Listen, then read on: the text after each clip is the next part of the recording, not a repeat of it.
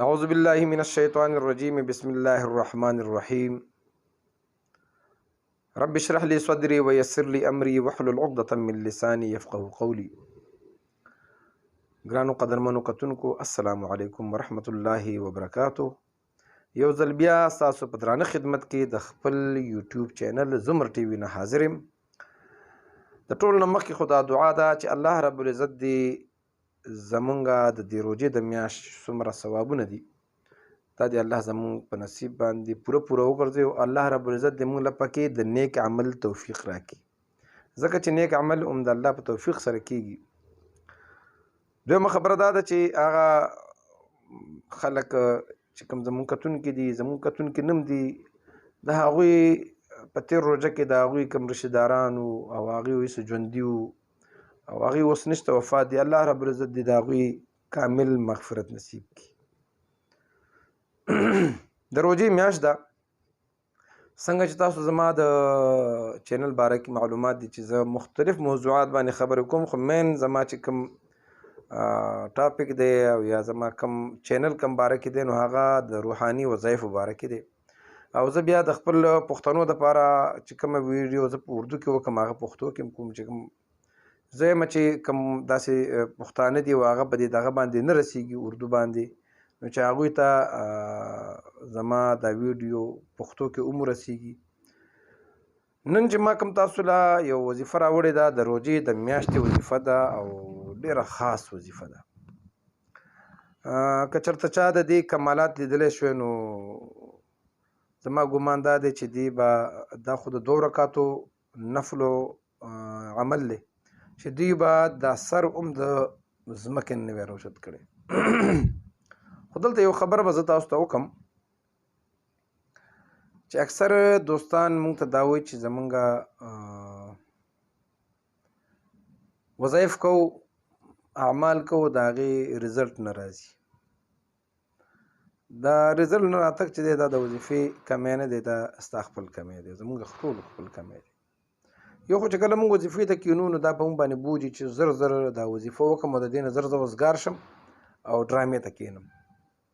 یا فلانګي د ټلیفون وکړم او بس نمبر فري کړم. نو د وظیفې نه مخکې زمونږ دا د هغې چې هسې یو هغه یو فارمیلټي پوره کولی او د هغې نه پس چې کوم دی نو بیا مونږ وظیفې ته کېږو نو الله رب العزت خو بیا مونږ ویني که نه. اصل کې دا وظیفې مطلب الله ته جړا ده او مونږ یو طریقه کار ښایو، نور الله پوره کول والا دی. دا وظیفه ذات خود څه نه کوي، الله یې کوي، خو هغه مونږ صرف تاسو ته هغه طریقه کار ښایو، هغه طریقه کار باندې بیا څوک عمل نه کوي. نو دا 2 رکعاته نفل دی په روژه کې کولی شي، یو ځل هم کولی شي، 10 ځل هم کولی شي، روزانه هم کولی شي، انتهایي اسان دی. او مسایل چې دي که نه چې ستا څه قسمه مسله وي، کاروبار مسله دي، د واده مسله دي، د رشتې مسله دي، د جاب مسله وي، قرض وي، د دشمن نه تنګي، لکه زما چې څومره کتونکي دي د هغه څه مسله ده، خدای دې کړي چې بهر ملکونو کې زمونږ کوم دوستان دي د هغوی د ویزې مسله ده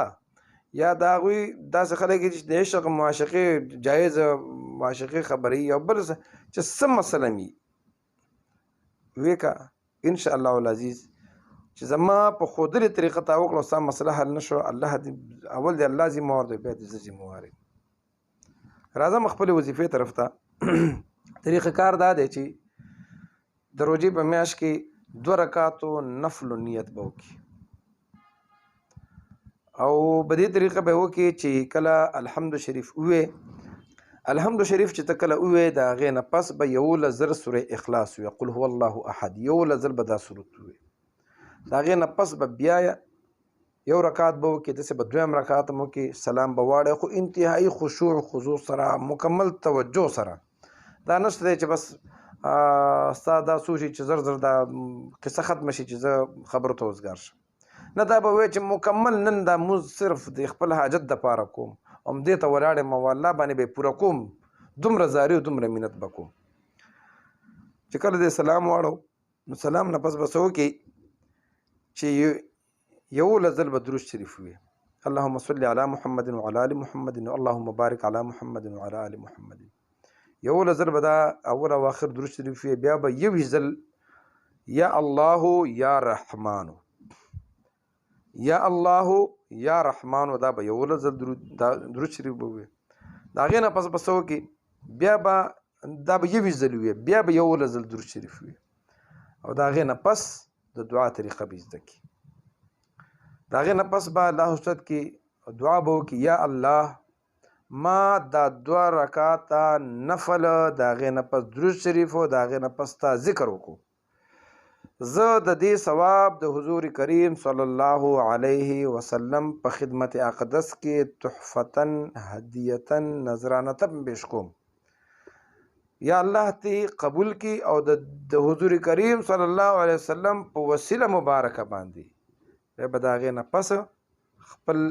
ټاپک ته به راشي خپل حاجت ته به راشي 15 منټ نه کم نه او 30 منټ پورې او 30 نه څومره چې سیوا کولی شي الله ته به مکمل خپل ذهن به خالی کی او هغه یو مسله به الله ته ورمخکې کړي چې یا الله زما بل ځای نشته دی د مسلې حل کېدو یو ځای نشته د دنیا بادشاهان تا ته محتاج دي مالداران تا ته محتاج دي ټول زورور تا ته محتاج دي زم ستا ته محتاج یم پروردګار عالمه دا مسله زما حل کا ان شاء الله العزیز. ډېرو لږو ورځو کې نږدې ورځو کې به د الله مسله حل کړي خو وجه دا ده اوس درته ویم چې دا بیا د ګناه خبره ده چې ما 2 رکعاته نفل وکړو الله چې دی زما مسله حل نه کړه. خپل ځان کې قابلیت پیدا کړئ خپل ځان کې پاور پیدا کړئ ان شاء الله العزیز ګورئ چې مسله حل کېږي که نه کېږي. ان شاء الله د رمضان په میاشت کې که ژوند وفا وکړه ستاسو په خدمت کې به د یو بل مجربې وظیفې سره حاضرېږم او د یو درخواست دی چې څومره دوستان دي یو خو زموږ چینل سبسکرایب کړئ بل چې د چا زما د وظیفې سره فایده کېده نو ما په خپل دعا کې مه هېروئ ما له اجازت راکوئ د لوی الله په امان.